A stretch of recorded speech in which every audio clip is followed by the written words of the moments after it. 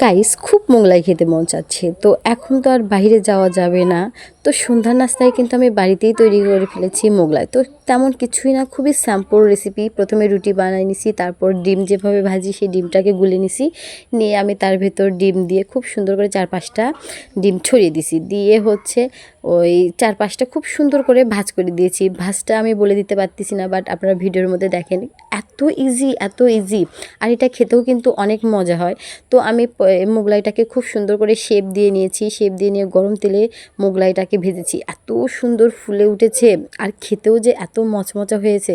এটাকে কিন্তু লো হিটে ভাজতে হবে, কড়া হিটে কিন্তু ভাজা যাবে না, তাহলে হয়তো উপরটা পুড়ে যাবে কিন্তু ভেতরে মানে মচমচা হবে না, তাহলে হচ্ছে স্বাদ লাগবে না খেতে। তো আমি কিন্তু গরম তেলে খুবই অল্প আছে এই মোগলাইটা ভেজে নিয়েছি। এত সুন্দর ফুলে উঠেছে মোগলাইটা, আর খেতেও কিন্তু অনেক মজা। ভেতরের ডিমটা কিন্তু অনেক মজা লাগতেছিল, হোটেলের চাইতেও খুব মজা লাগে।